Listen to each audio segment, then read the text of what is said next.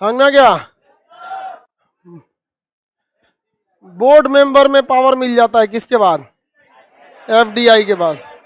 और board member में power नहीं मिल पाता, हाँ, एफपीआई के बाद। एफपीआई के बता ही दिए थे। और एफआईआई क्या था? वैसी वित्तीय संस्था जो एफडीआई और एफपीआई में मदद करती। समझ में गया कि नहीं? वर्ल्ड बैंक का इन्वेस्टमेंट आएगा, क्या कहलाएगा? एफआईआई। समझ में गया? गूगल कंपनी का जियो में जो किया है वो क्या है? एफपीआई। समझ में गया कि नहीं आएगा? वॉलमार्ट ने क्या कर दिया? एफडीआई। अब पूरा फ्लिपकार्ट को क्या कर लिया? एक्वायर कर लिया। क्या कर लिया? पीडीएफ मिल गया।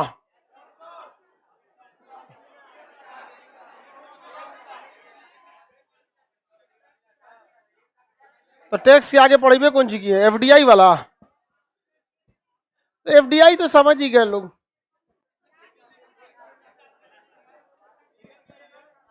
इस ससुरा हमारा अखिया इतना फड़क रहा है, समझ में नहीं आ रहा है। बायां आंख खराब होता है फड़कना बहुत। सुबेरे से ही कम में नहीं हो रहा है।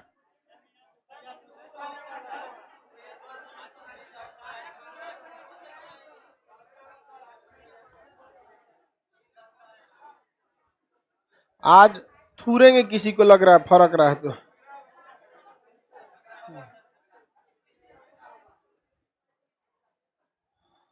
आगे बढ़े। Death tax. जब कोई मरता है तो उसकी संपत्ति को उसका वारिस अपने नाम पे कराता है, उसी को क्या कहते हैं? डेथ टैक्स, वसीयत का टैक्स। स्टाम्प ड्यूटी, जमीन उमीन लिखवाने जाती है तो स्टाम्प ड्यूटी लगता है, स्टैम्प पेपर, वो स्टाम्प ड्यूटी वगैरह लगता है। चलिए अब ध्यान से समझते हैं हम लोग। कल आपको एफडीआई एफपीआई ये सब पढ़ा दिए थे। हाँ, भुगतान संतुलन के लिए सरकार के पास कितने खाते हैं? हाँ, पूंजीगत खाता और चालू, पूंजीगत खाता और ऋण किससे? पूंजीगत, दृश्यमाद, अदृश्यमाद, राहत सामग्री, एफडीआई, पूंजीगत, एफडीआई। बीच में नहीं बोलेगा तुम बताओ। काला जामुन। हाँ, एफडीआई किस में जाएगा? और वस्तु एवं वस्तुओं का व्यापार, चालू खाता में। ठीक है, ये काला जामुन। हाँ, चौपट करेगा, ये चौपट करेगा। चलिए अब ध्यान देते हैं हम लोग आगे। किस चीज पे ध्यान देते हैं? तो मौद्रिक नीतियों पर। किस पर? मौद्रिक नीति। मौद्रिक नीति क्या चीज होती है? अब यहां से आपको बैंकिंग सेक्टर के बारे में पता होना चाहिए। मौद्रिक नीति, खुले बाजार की नीति, bond paper, RBI, state bank, राष्ट्रीय bank, schedule bank, non schedule, commercial bank, nationalise bank, private bank, विदेशी बैंक, ग्रामीण बैंक, कोऑपरेटिव बैंक।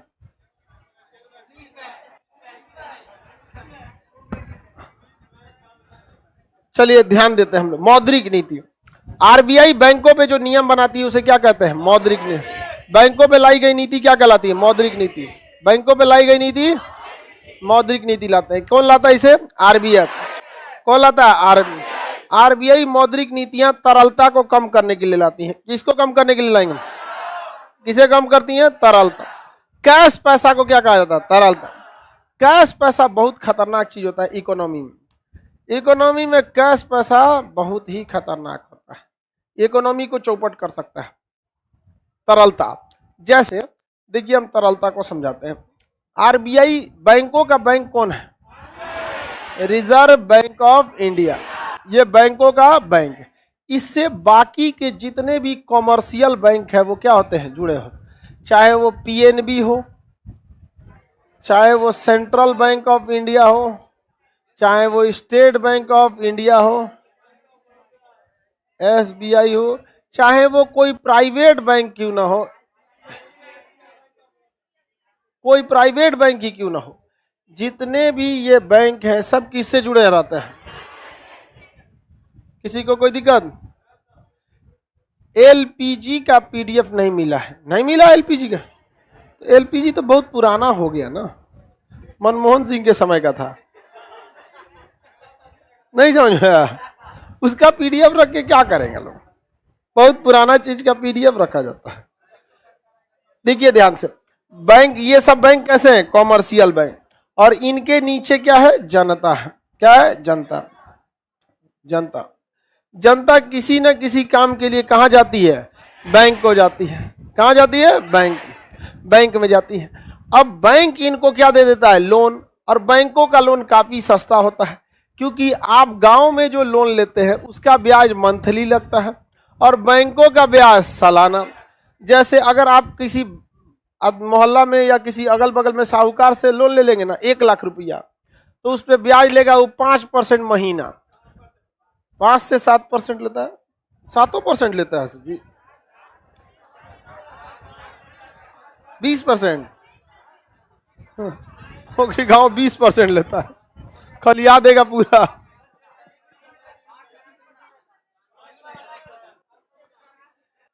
पांच एवरेज होता है, 5% ब्याज। कितना परसेंट? 5%।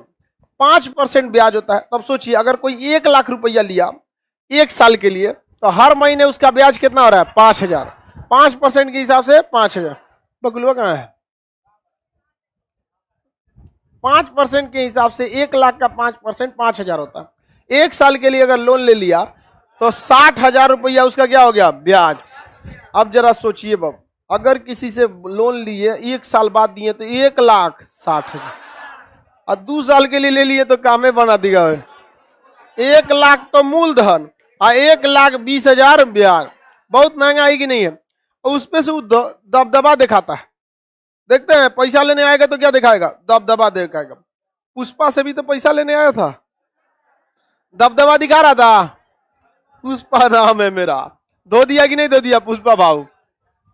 लेकिन अगर आप बैंक से लेते हैं, किससे लेते हैं? बैंक, तो बैंक आपको 10% पे दे देगी। कितने परसेंट पे? 10%। और बैंक आप पे दबदबा भी बनाने नहीं आएगी। 1 साल बाद आपसे बैंक लेगी 1,10,000, और अगर लोकल साहूकार से लेंगे तो 1,60,000। सोचिए कितना का अंतर है। तो लोग ज्यादातर बैंक लोन किससे लेते हैं? बैंक से। जितनी भी बड़ी बड़ी कंपनी है ये सब किससे? बैंक से लोन। बैंक लोन कौन देता है? बैंक। तो बैंक से अगर लोन ले लेगी जनता तो काफी ज्यादा प्रॉफिटेबल होगा। जैसे कोई जनता गया, उसके पास पैसा नहीं है, जब पैसा नहीं है उसके पास, तो इधर उधर देखबो नहीं करेगा। ठेला पर अनार बिक रहा है कि सेब बिक रहा है कि कौन किस्म का मिठाई नया आया है, कोल्ड ड्रिंक बिक रहा है, पैसे नहीं है उसका, चुपचाप चल जाएगा। यहाँ पर चुपचाप क्या हो गया? चला गया। लेकिन अगर मान के चलिए कि उसके पास कुछ पैसे रहे या पैसे कम भी रहेगा, तो सोचेगा कुछ ना कुछ खरीदारी करना। अब मिठाई के दुकान पर जाएगा, पूछेगा कि मिठाई कैसे है, वो बोल दिया 400 रुपए किलो, इसके जेब में पैसा कम है, तो कहेगा कि मलाई करेगा, कहेगा 350 में हो जाएगा, मलाई करेगा कि नहीं करेगा। लेकिन अगर यही आदमी चला जाए बैंक, कहां चला जाए? बैंक चला जाए, और बैंक से लेके चला है 1 लाख रुपया। कितना लाख? 1 लाख। अब जिस दिन इसको बैंक से 1 लाख रुपया मिलेगा, आपको क्या लगता है? ये जाएगा दुकान पे तो मोलाई करेगा? हाँ, 1 किलो मिठाई पैक कर दीजिए, समझ में आ गया कि नहीं है? 1 किलो मिठाई पैक कर दी, कितना का है वो पता नहीं, तो काउंटर पे बिल पेमेंट कर देंगे। 1 किलो मिठाई पैक कर दीजिए। जाएगा ठेला पे, अगर मान के चलिए सेब 80, सेब कैसे बिक रहा है? बहुत महंगा है, 100 रुपया। कितना भी रहे, मान के चलो कि 100 रुपया किलो सेब मिल रहा है, 100 रुपया, 80 या 100 का एक एवरेज मान के चलो, तो 100 रुपये किलो सेब है। लेकिन अगर उससे मोलाई करेंगे तो 90 दे देगा। वो क्या कर देगा? 90 दे देगा। लेकिन अगर इसके पास पैसा नहीं रहेगा तो उससे मोलाई करेगा, और 100 के सेब को कितना में लाएगा? 90। 90 में भी उसको प्रॉफिट मिलेगा। लेकिन अगर ये बैंक से ले आया है 1 लाख रुपया और ठेला पे कोई सेब बेच रहा है 100 रुपया किलो, मलाई करेगा? चाचा उड़ेगा, कहेगा 2 किलो पैक कर दो। समझ में आ गया कि नहीं गया? कर ठेले पैक कर दो। क्या करेगा ठेलवा?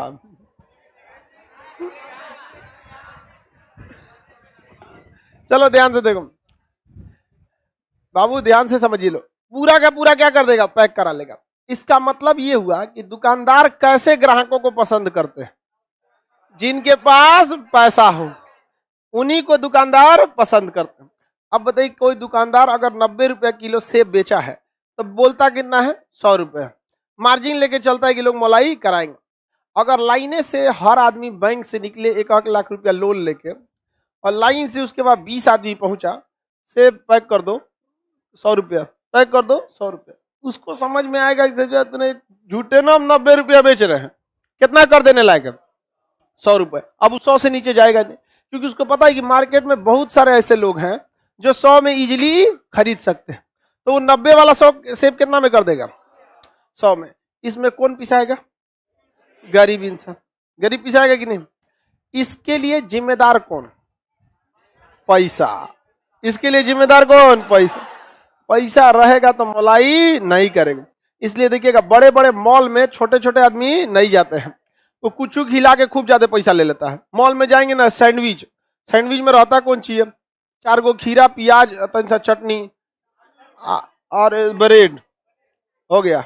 2 गो ब्रेड डाल देगा और खूब उसको सुंदर लगने के लिए साइड साइड में जो भूरे रंग का बॉर्डर बना रहता है ओकरा काट देगा, हो गया। और कहेगा सर 200 रुपया। ग्रिल कर देंगे तो 400 रुपया, ओका भूज देगा, ग्रिल हो गया। दाब कैसे भूज दिया उसको, ग्रिल हो गया। कुछ खिया के पैसा ले लेता है। सबसे ज्यादा तो जहाजिया में खियाता है सर। अनजान चीज नहीं खाना चाहिए, अजब चीज रहता है अनजान। एक बार हम ऑर्डर कर दिए कोई अनजान चीज, इतना बड़ा प्लेट में 2-4 को घास भूजता।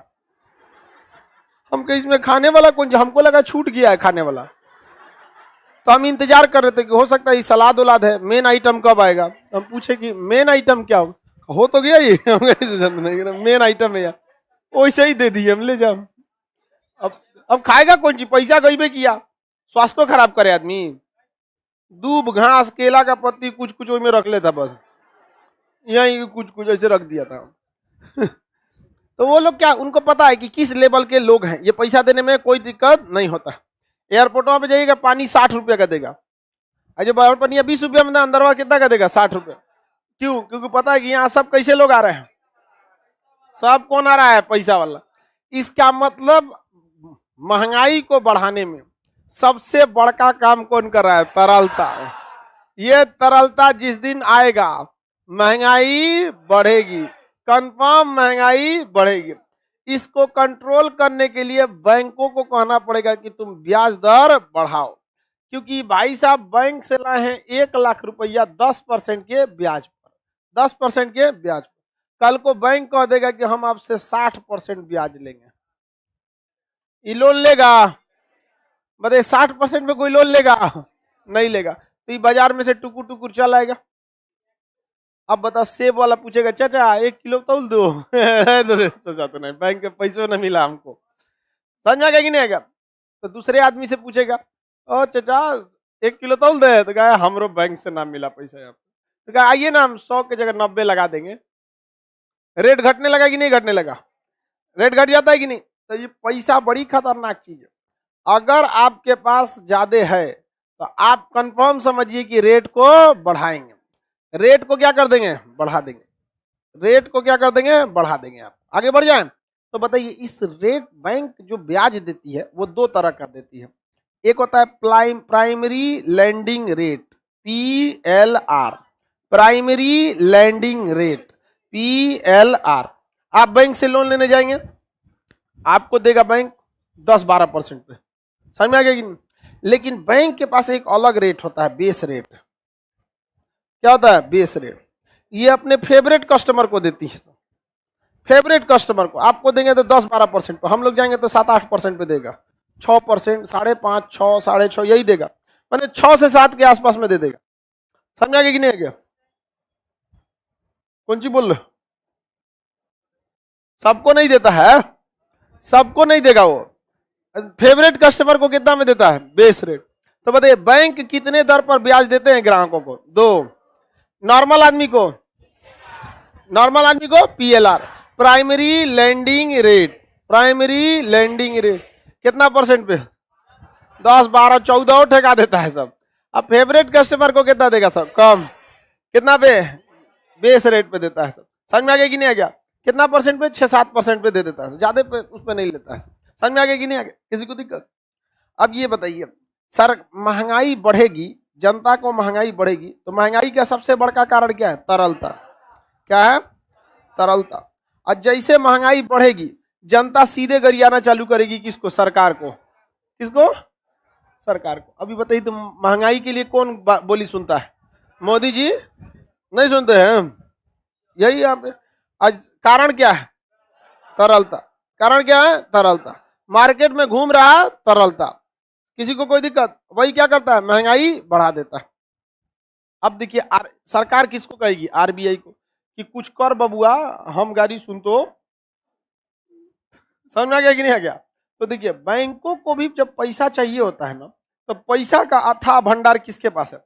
आरबीआई के। ये दोनों में डील चलता है।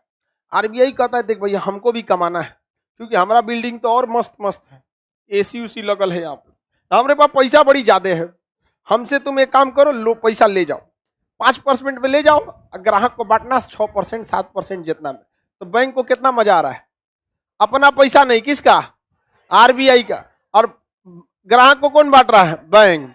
और आरबीआई चुपचाप डेली डेली हिसाब लेता है, तब वो कैनरा बैंक का लो पैसा ले गए तो क्या हिसाब चल रहा है? तो आरबीआई सबसे क्या करता है? पैसा वसूलते रहता है। तो बैंक जो लोन बांट रहा है उसमें ज्यादातर किसका पैसा होता है? अब अगर बताइए जनता के पास महंगाई बढ़ी तो बात कौन सुन लेगा? सरकार। सरकार किसको बोलेगी? आरबीआई को। आरबीआई अब नकेल कसेगी कि नहीं कसेगी? आरबीआई का मेन नजर किस पर है? तरलता पर। किस पर है? तरलता।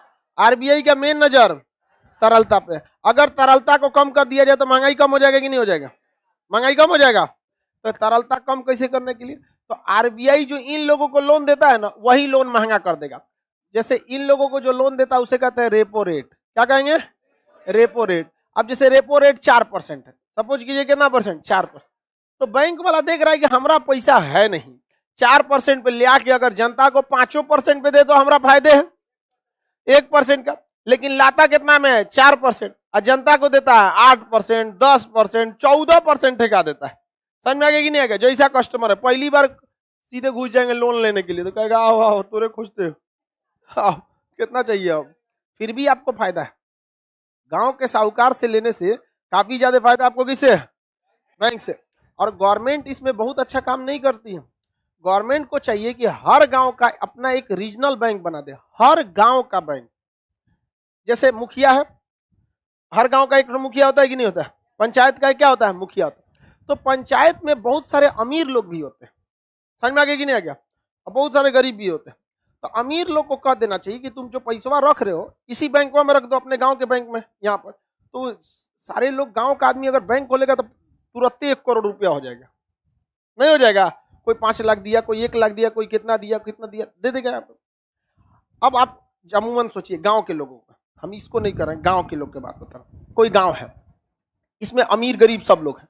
ज्यादातर गांव के लोग गरीबी के वजह से सोनार के दुकान पे जाके अपना गहना गिरवी रखते हैं और 5% पे क्या लाते हैं? ब्याज पे लाते हैं। कितना बेचारा महंगा पड़ा? सालाना कितना पड़ा?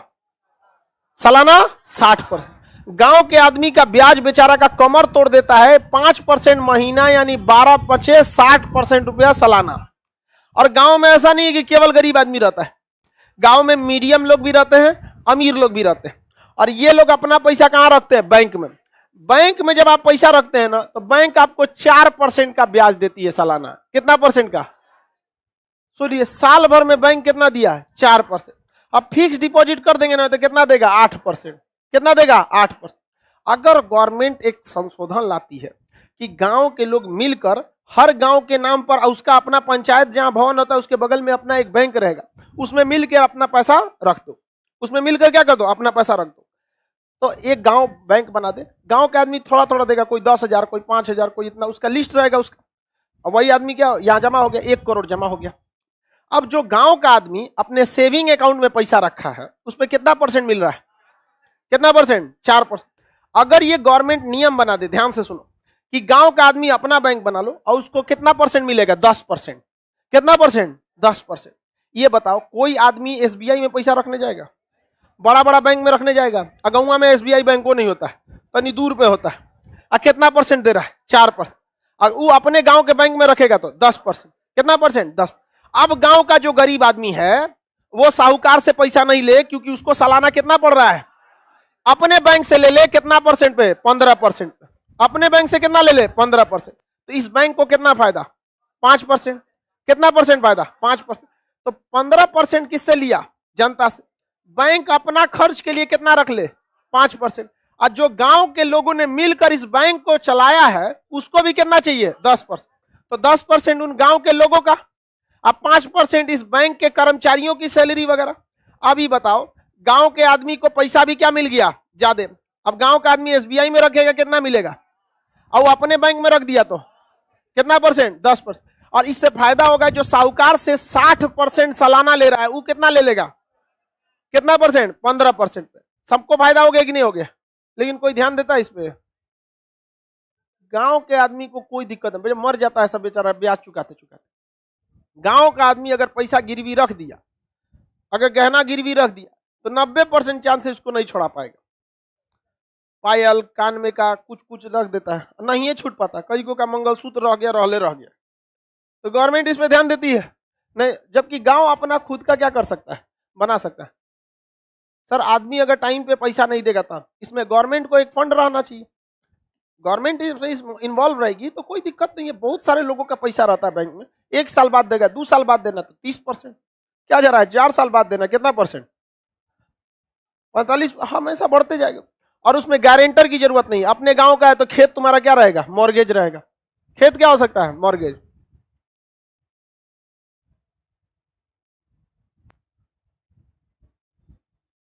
आगे बढ़ जाए, इसमें एक तरह का ग्रुप चलेगा आपका, सेल्फ हेल्प ग्रुप होता है। Self help group, self help group ये उतना ज्यादा ऑर्गेनाइज तरीका से नहीं चलता है। तो देखिए बैंक किस तरह से रूल करता है, अलग अलग, मतलब बैंक जो रूल करता है वो दूसरे के पैसा पे ही होता है। जितना बैंक चल रहा है किस पैसे पे चल रहा है, दूसरे। जनता को पैसा किससे मिल रहा है, बैंक से। अब बैंक कहां से ला रही है, आरबीआई कितना परसेंट पे दिया, आरबीआई 4% पर। तो जनता को मिल जाएगा 5 से 10% के बीच में मिल जाएगा। और जनता को जैसे पैसा मिलेगा, जनता महंगाई बढ़ा देगी कि नहीं बढ़ा देगी, सरकार किसको कहेगी, आरबीआई।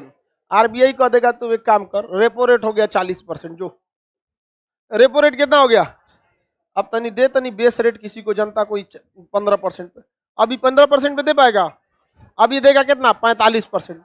कोई लोन लेगा तो मार्केट में तरलता बढ़ेगी, तरलता बढ़ेगी घट जाएगी, घट जाएगी। और तरलता घटेगी तो महंगाई घट जाएगी, महंगाई क्या हो जाएगी, घट जाएगी। तरलता और महंगाई दोनों में कैसा संबंध, कैसा संबंध, सीधा। तरलता को बढ़ाएंगे महंगाई बढ़ जाए, तरलता घटाएंगे महंगाई घट जाएगी। समझ में आएगी कि नहीं आएगा, किसी को दिक्कत? तरलता बढ़ाने से महंगाई, घटाने से। क्या आरबीआई तरलता को प्रभावित कर सकता है? आप एक बात बताइए, आरबीआई अगर अपना रेपो रेट बढ़ा देगा तो बैंकों का ब्याज दर बढ़ जाएगा, तरलता की मात्रा घट जाएगी, तरलता की मात्रा घट जाएगी। क्वेश्चन पूछेगा बता देंगे ना। जब आरबीआई अपना रेपो रेट घटाता है तो बैंकों का ब्याज दर घट जाता है, बैंकों द्वारा दिया जाने वाला लोन की मात्रा बढ़ जाती है, लोन की मात्रा बढ़ जाती, मार्केट की तरलता बढ़ जाती, महंगाई बढ़ जाती। महंगाई बढ़ जाएगा कि नहीं बढ़ जाएगा? तो सर जी सारा चाबी किसके पास है, किसके पास है, आरबीआई। तो रेपो रेट क्या होता है, वह ब्याज दर जिस पर आरबीआई बैंकों को क्या करती है, लोन देती है, बैंकों को लोन देती है। अब ये बताइए कोई आपको कम समय के लिए लोन लिया और कोई ज्यादा समय के लिए लोन लिया, तो आपको पता है ज्यादा समय के लिए ले रहा है यानी इसको कम में ब्याज पे दो, क्योंकि ज्यादा समय के लिए ले रहा है कि अल्टीमेट क्या होगा, फायदा ज्यादा होगा। तो रेपो रेट बस 2 से 14 दिन के लिए होता है। और अगर 14 दिन से ज्यादा चाहिए तो बैंक रेट, 14 दिन से ज्यादा चाहिए तो बैंक रेट। तो बताइए बैंक रेट या रेपो रेट क्या है? हाँ, आरबीआई जो है जिस ब्याज दर पे बैंकों को लोन देती वही क्या कहलाता है, रेपो रेट और बैंक रेट। कम समय के लिए ब्याज रेपो रेट, ज्यादा समय के लिए 2 से 14 दिन के लिए 14 दिन से कम समय के लिए, 14 दिन से ज्यादा के लिए बैंक रेट, और 2 से 14 दिन के लिए। अब आप में से कितने लोग बता सकते हैं रेपो रेट जो है और बैंक रेट दोनों ब्याज दर है, रेपो रेट ज्यादा रहेगा कि बैंक रेट? हाँ, रेपो रेट 14 दिन के लिए लिए जा रहा है, कमा लो, और 2 साल 3 साल के लिए ले रहा है किस पे, बैंक रेट। तो तनियो कमाएंगे तो काफी लंबा समय के लिए ले गया। समझ आ गया कि नहीं आ गया? किसी को दिक्कत? बैंक 2 से 14 दिन के लिए लोन किस रेट पर देती है? 14 दिन से ज्यादा किस रेट पर? हाँ, 14 दिन से कम के लिए रेपो, 14 दिन से ज्यादा के लिए हाँ मार्जिनल स्टैंडिंग फैसिलिटी एमएसएफ, एक दिन के लिए एमएसएफ, एक दिन के लिए। सोचिए आरबीआई कितना खचरा है। आप अपने पार्टनर से एक दिन के लिए पैसा लेते हैं तो ब्याज लेता है वो, हाँ, लेकिन इस ससुरा आरबीआई बैंक वालों को एक को दिन के लिए लेता है तो क्या लेता है? ब्याज लेता है। आप कहेंगे एक दिन के लिए पैसा मांगता क्यों है? तो कभी कभी हो जाता है बाबू, जैसे 31 दिसंबर धकाधक एटीएम से पैसा निकलेगा, काय के लिए 1 जनवरी को पार्टी करना है, तो बैंकों को पता है कि उनका पैसा किस दिन ज्यादा निकलता है, पूरा उनका सॉफ्टवेयर रिकॉर्ड रहता है कि किस दिन ज्यादा निकला, तो एक दिन के लिए किससे ले आ देता है? एमएसएफ। अब मान के चलिए आपको पार्टी करना है 1 जनवरी को, 31 तारीख को पैसा निकालने का, पैसे नहीं है, बैंक में गए वो नहीं है, तो गरियाएंगे नहीं बैंक को, तो इसलिए कहता है कि मेरा कस्टमर ठीक रहना चाहिए। समझा? एसबीआई में गए पैसे नहीं है, अब वही आईसीआईसीआई में गए धड़ाधड़ निकल गया, कहेंगे कितना अच्छा बैंक है। हर इमरजेंसी में अगर वही काम देने लगे तो कहां चल जाएंगे? समझ में आ गया कि नहीं आ गया? तो अलग अलग बैंक होते हैं, किसी का बिहेवियर अच्छा होता है, किसी का बिहेवियर खराब होता है। हम जब अपनी पहली कार खरीद रहे थे वरना, तो एचडीएफसी हमको लोन नहीं दिया था। एचडीएफसी ये वाला कह रहा था आपका उम्र कम है। हम पहला कार लिए थे 21 साल के एज में। उस समय मेरी उम्र कितनी थी? 21 साल।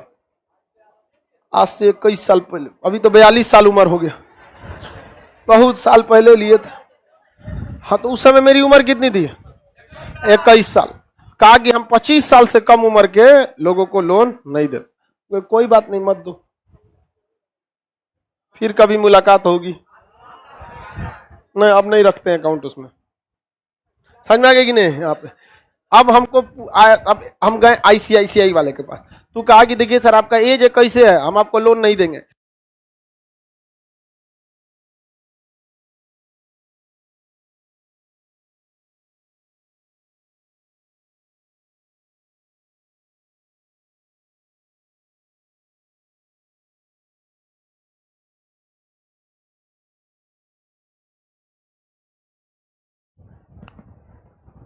आगे बढ़े। एक कर आप तो कहते हैं कि मेरे पास 2 व्हीलर हो, तो अभी यो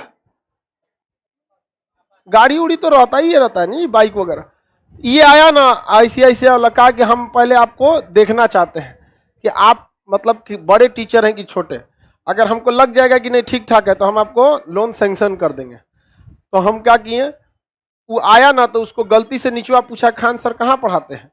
तो कोई बोल दिया ऊपर पढ़ाते हैं, इधर उधर भेज दिया यहाँ। तो वही टाइम बैच छूट गया था, ओकरा कूच काच दिया सब लड़का सब रगड़ के।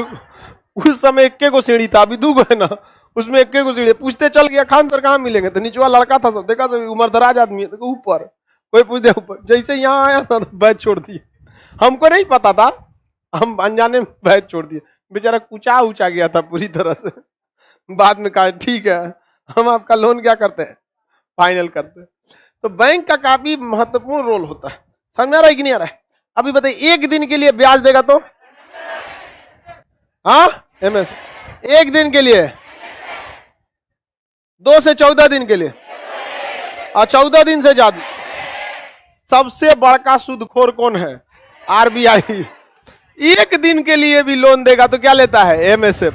एक दिन के लिए भी एमएसएफ। आप अपने पार्टनर को एक दिन के लिए लोन देंगे तो एमएसएफ लेंगे? हाँ, और 2 से 14 दिन के लिए रेपो रेट लेंगे।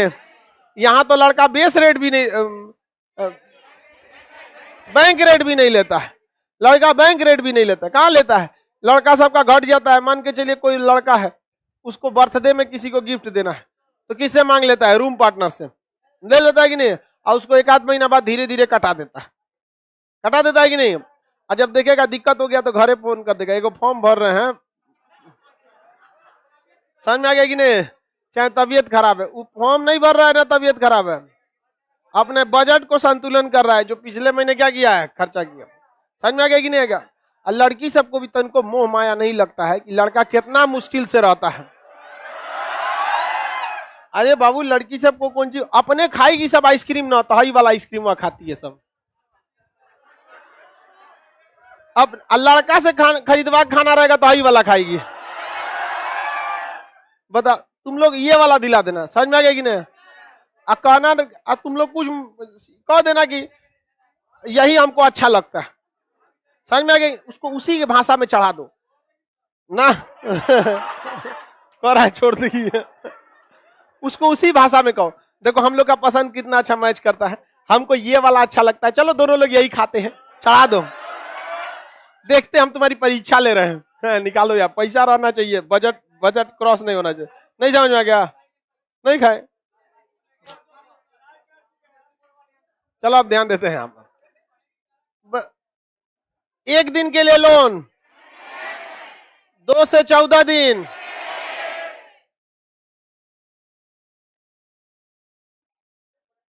सर दोस्त कभी कभी पैसों नहीं लौटाता, ऐसा खचरा होता है, ऐसा नहीं लौटाता है, नहीं लौटाता है। कितना दिन से लिया है तुम इसका पैसा? ये तो और खचरा है, कह रहा है कि 3 महीना से हमारा 20 रुपया लेके रख ले। याद ही नहीं रहता है। बताओ, ये तो आरबीआई से खचरा निकला। ये तो बताइए बाबू, सब दुनिया भारत में सबसे बड़का सूदखोर कौन है? 1 दिन के लिए लिया, एमएसएफ 2 से 14 दिन और 14 दिन से ज्यादा। अगर बताइए इन तीनों में से किसी एक को बढ़ाएगा तो ब्याज दर बढ़ जाए, लोन की मात्रा घट जाए, तरलता घट जाए, महंगाई घट जाए, मुद्रास्फीति घट जाए। जिसको आप महंगाई कहते हैं इकोनॉमिक्स में, उसको मुद्रास्फीति कहते हैं। समझ में आ गया? दोनों में कोई अंतर नहीं है। समझ में आ गया कि नहीं आ गया? महंगाई या मुद्रास्फीति दोनों सेम है। समझ में आ गया कि नहीं आ गया? ये बताइए, अगर बेस रेट को घटाएगा तो ब्याज दर घट जाएगा, लोन की मात्रा बढ़ जाएगी, तरलता बढ़ जाए, महंगाई बढ़ जाए, मुद्रास्फीति बढ़ जाए। समझ में आ गया कि नहीं आ गया? तो हर 3 महीना पर चेक करते रहता है किसको, रेपो रेट, एमएसएफ, सबको बढ़ाना है कि घटाना। लेकिन इसका भी एक लिमिट है, कितना भर बढ़ाइएगा, एक लिमिट है ना। तो आरबीआई कहती है कि इन खचरों को कंट्रोल करके रखो, वरना ये बैंक वाला इतना लोन बांटेगा सब ना, कैंप लगा के बैठ जाता है सब। क्रेडिट कार्ड लीजिए, लोन लीजिए, हमसे लीजिए, फोन करेगा सर आपके नाम पर एक लोन अप्रूव हो गया, आप हेलीकॉप्टर खरीदना चाहते हैं, ऐसे फोन करती है सब। देखना ना कि आपका एक लोन फाइनल हो गया है, आप ये खरीदना चाहते हैं, कुछ। हाँ, हमारा तो दिन भर 4 को फोन आते रहता है कस्टमर सबका, हम तो उठेबे नहीं करते हैं। आगे बढ़ जाएं, किसी को दिक्कत है तो बताया जाए।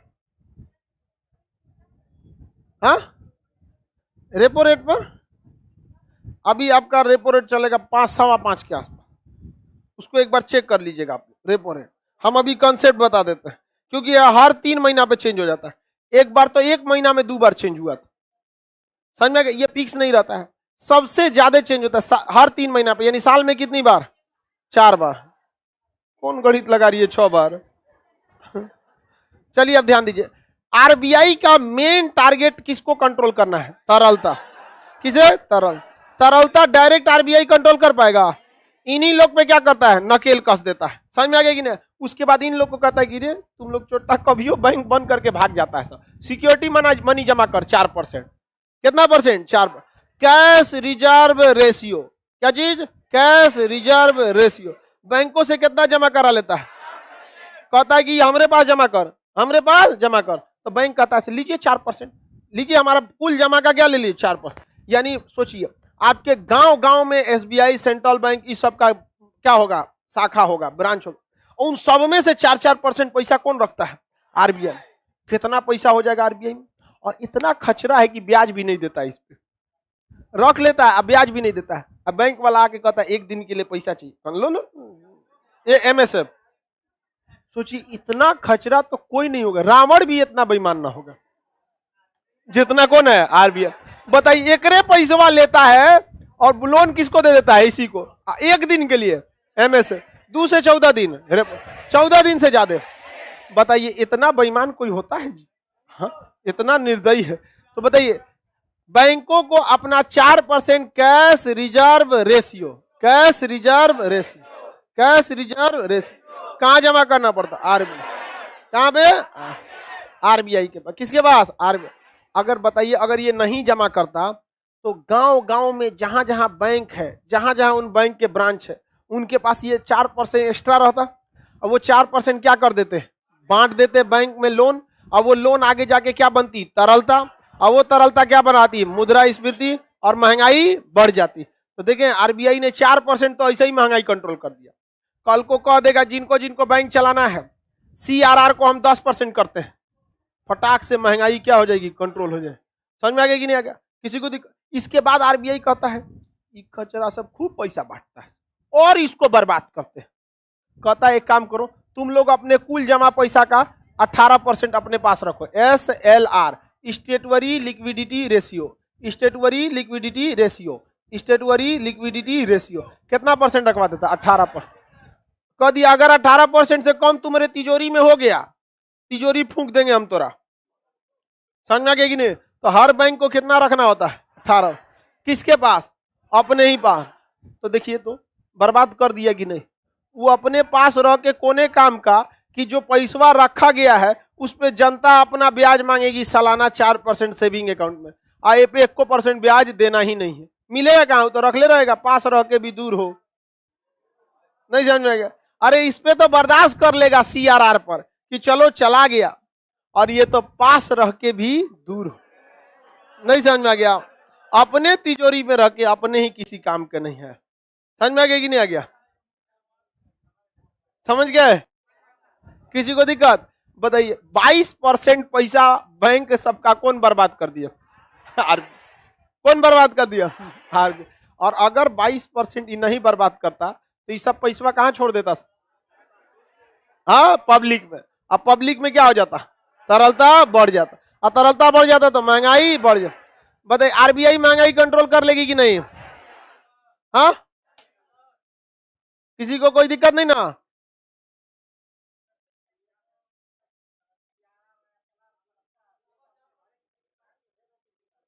अरे बबुआ हेड ऑफिस में भी तो कहां से आता है, हेड ऑफिस के पास पैसा कहां से आता है, सारे ब्रांच से कलेक्ट करके। तो आरबीआई ब्रांच से थोड़े मांगती है, आरबीआई किससे मांगती है, हेड ऑफिस। और हेड ऑफिस किससे मांगता है, ब्रांच से। जैसे पूरे बिहार में आपके गांव में कौन बैंक है, एसबीआई है ना, एसबीआई का यहाँ हेड ऑफिस है। उस हेड ऑफिस का काम है और ब्रांच का 4% पैसा बटोरे और कहाँ भेजे, आरबीआई। हेड ऑफिस में खाता नहीं खुलता है, पता है ना, जाके हेड ऑफिस में खुलवाइए ना खाता। वहां पे सब बड़का बड़का मैनेजर बैठा रहता। एसबीआई की एक बार मीटिंग में हम गए थे, तो एक आदमी हमसे कहे, बगल में बैठे थे मैनेजर साहब, इनसे मिलिए, ये हमारे एक एसबीआई ब्रांच के मैनेजर हैं, ये इनसे मिलिए। काफी मैनेजर थे लोग सब। तो कहें कि मेरा ब्रांच सर छोटा है, अभी उसमें 500 करोड़ का है। हम करीब भाई साहब इसको हमारा ब्रांच अभी छोटा है, कितना का है, 500 करोड़ का है। और उनको कई सारा उनको वो जवाब देना पड़ गया। वहां पे जो हेड थे, ब्रांच के हेड जो थे, वो उनसे हमने कहा भी कि सर आप एसबीआई में थोड़ी सी पब्लिक को थोड़ी सी और फैसिलिटी बढ़ाइए। तो उन्होंने कहा कि सर देखिए 2 चीजें कर सकते। एक तो हम लोग गवर्नमेंट वाले हैं, हम चाहते हैं कि पब्लिक की फैसिलिटी बढ़ाई जाए, तो हम अपनी वैकेंसी डायरेक्ट नहीं निकाल सकते हैं। प्राइवेट बैंक वाले रहते हैं फटाक से निकाल देते हैं। इसके लिए फिर गवर्नमेंट से अप्रूवल लेना पड़ेगा, गवर्नमेंट देती नहीं है, बोली हम लोग सुनते हैं। तब से हम बोलना भी छोड़ दिए उनसे, क्योंकि मैनेजर अपने से वैकेंसी नहीं, गवर्नमेंट का बैंक वही निकाली। दूसरा, किसी को 500 का खाता खुलवाना है तो हम लोग के पास आ जाता है, अब 5 लाख का खुलवाना है तो आ जाता है। लेकिन आप बताइए, आप कहते हैं कि प्राइवेट बैंक में फैसिलिटी ज्यादा रहती है, थोड़ा खुलवा के देखिए प्राइवेट बैंक में, जीरो बैलेंस पर नहीं खोलेगा। तनी बैंक में रख के 500 रुपया दिखाइए, और हमको लगे दिखाने पूरा लिस्ट की, देखिए हमारे पास टोटल 40 की 50,000 अकाउंट दिखाए जिसमें 1,000 से कम पैसा था। कहीं क्या करेगा, अब इसमें गवर्नमेंट का नियम है, फाइन लगाना पड़ेगा। तो अब वही कहे कि सर इतना भीड़ हो जाता है, किसको कंट्रोल करें वहां। तो काफी सबके ऊपर समस्या रहते हैं सब। अब उनका भी वैकेंसी वो अपने से निकाल सकता है, किससे निकालना पड़ेगा। लेकिन फिर भी एसबीआई में बहुत भीड़ है, बाप रे बाप, हालत खराब हो जाता है उसमें एसबीआई में। वहां आप बताओ सबसे पैसा वसूल के किसके पास जाता है। आप बताओ आरबीआई अमीर हो जाएगा कि नहीं। गांव गांव के ब्रांच से कितना ले गया है, 4%। और वो अपने पूरा कश्मीर से कन्याकुमारी तो 4-4% बटोरा है। सोचो कितना पैसा हो गया होगा। अब बैठता किसी को पैसा चाहिए, ये पे ब्याज नहीं देगा और कहेगा एक दिन के लिए MSF, 2 से 14 दिन रेपो रेट, और ज्यादा चाहिए लो बैंक, और सारा बांट दिया, कहा कि हमारा तो खर्चा हो गया। अगले दिन सुबेरे फिर किसी बैंक में पैसा जमा हुआ, फिर जमा, अगले दिन फिर कितना बटोरेगा, 4-4% लिया 4% लिया इधर, और किसी को पैसा चाहिए। पीएनबी का हाल है, घोटाला के बाद ठीक है। लो तुमको हम कुछ ज्यादा दे देते हैं। समझ में आ गया कि नहीं आ गया। भयानक ब्याज कमाता है कौन, हाँ आरबीआई। समझ में आ रहा है कि नहीं आ रहा है। किसी को दिक्कत, श्याम सुंदर कोई दिक्कत नहीं ना। आप बताइए, एक बार में बताइए, CRR, SLR, MSF, repo rate, bank rate, इन पांचों के बढ़ने से ब्याज दर बढ़ जाता, लोन की मात्रा घट, लोन की मात्रा, तरलता, महंगाई घटेगा, हाँ कम हो जाएगा, मुद्रास्फीति। कोई दिक्कत है, आगे बढ़े। कितना सिंपल है, सुनिए ध्यान से। आरबीआई जब अपने रेपो रेट को बढ़ाती है तो बैंकों के साख पर क्या प्रभाव पड़ता है। साख मतलब होता है लोन, लोन क्या हो जाएगा, घट जाएगा, ज्यादा लोन कोई लेगा ही नहीं। तो अब भाषा पे भी ध्यान दीजिएगा, क्या कर देगा, लोन बोल देता है, क्या कर देगा, लोन, साख बोल देता है।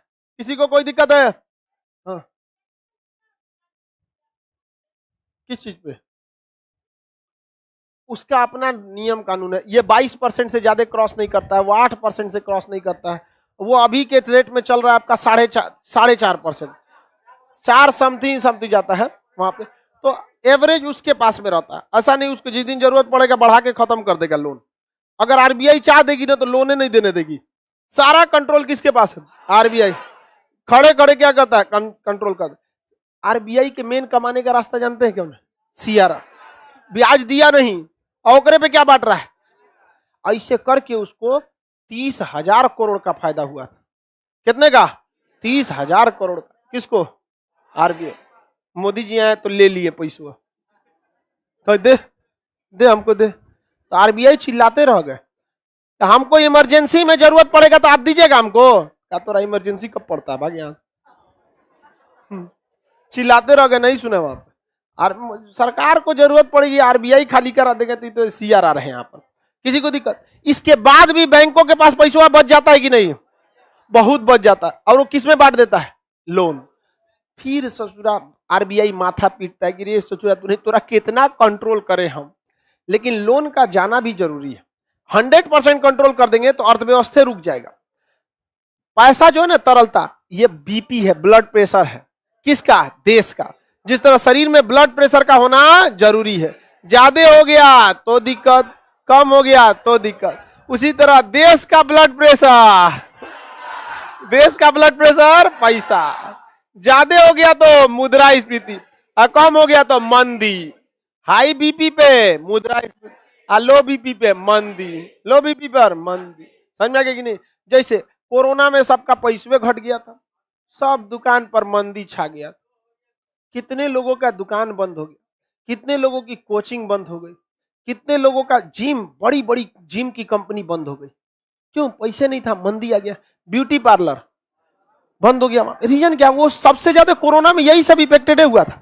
ब्यूटी पार्लर बंद कर दिया, सैलून बंद कर दिया, जिम बंद कर दिया, स्कूल कोचिंग बंद कर दिया, बहुत प्रॉब्लम हो गया। समझ में आ गई नहीं। तो पैसा घट जाना वो दिक्कत, अब बढ़ गया वो भी दिक्कत। किसी को दिक्कत, मुद्रास्फीति समझ में आ रहा है कि नहीं आ रहा है। किसी को कोई दिक्कत नहीं ना। अब बताइए और कोई तरीका बताइए कि पैसा और जनता का छीना जाए।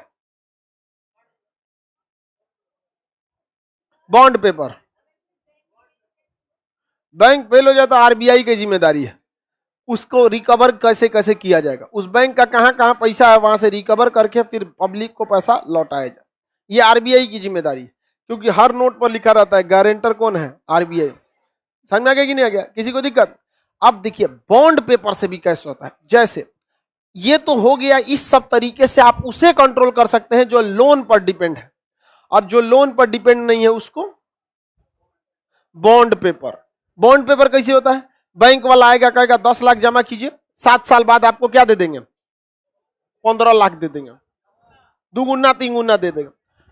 हर साल महंगाई 10% बढ़ जाता है, यानी 10 साल में महंगाई कितनी हो जाती है, दुगना। यानी जितनी जिंदगी अभी आप 1 लाख में जी रहे हैं, 10 साल के बाद यही जिंदगी जीने के लिए आपको कितना चाहिए होगा, 2 लाख। अब बैंक वाला भी यही कहता है, कहेगा कि आप दीजिए 10 लाख दीजिए, 10 साल बाद आपको क्या कर देंगे, दुगना कर देंगे। समझ में आ गया कि नहीं आ गया, किसी को कोई दिक्कत?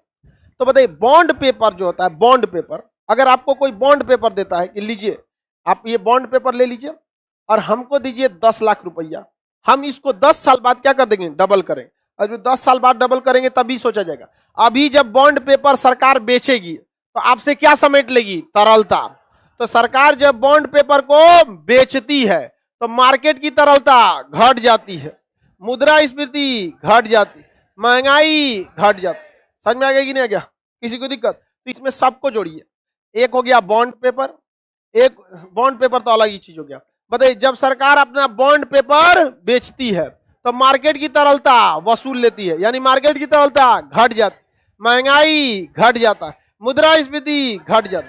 याद रहेगा ना, बॉन्ड को कहा जाता है प्रतिभूति। क्या कहेगा, प्रतिभूति। सीजीएल में क्वेश्चन पूछा था, सरकार जब अपनी प्रतिभूतियों की बिक्री करती है तो मार्केट की तरलता घट जाएगी, महंगाई घट जाएगी, मुद्रास्फीति घट जाएगी।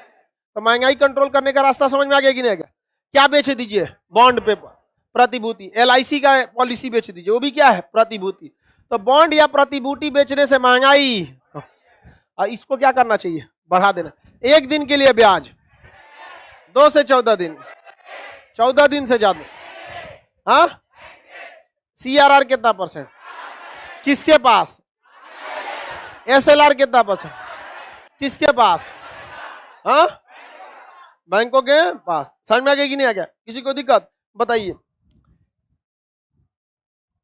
एमएसएफ के घटने से बैंकों का ब्याज दर, हाँ, घट जाएगा, बैंकों का ब्याज दर घट जाएगा, लेकिन ब्याज की लोन की मात्रा बढ़ जाए, तरलता, महंगाई, मुद्रास्फीति बढ़ जाए। एसएलआर का मात्रा बढ़ा देने पे, एसएलआर यानी 18% जो रखता है उसका 30 कर देगा। एसएलआर की मात्रा बढ़ाने से बैंकों के पास पैसे की मात्रा घट जाती, तो लोन की मात्रा घट जाएगी, तरलता, महंगाई, मुद्रास्फीति घट जाएगी। हाई सिंपल नहीं है, सिंपल। इन्हीं सब को कहते हैं मौद्रिक नीति। कौन कौन चीज मौद्रिक नीति में आता है, MSF, repo rate, bank rate, CRR, SLR. समझ में आ गया कि नहीं आ गया? इन सब में और महंगाई में कैसा रिलेशन, उल्टा। अगर ये बढ़ेगा तो महंगाई घट जाए, अगर इन सब को कम कीजिएगा महंगाई बढ़े। पूरे देश का कंट्रोल किसके पास है? लेकिन इसी में कोई ऐसा पैसा रखा है जिसको आइडिया नहीं है सरकार का, जैसे ब्लैक मनी। ब्लैक मनी पे टैक्स नहीं दिए हैं, सरकार को पता ही नहीं है। समझ में आ गया? अब इसको आगे आपको समानांतर व्यवस्था कल पढ़ाएंगे, ठीक है।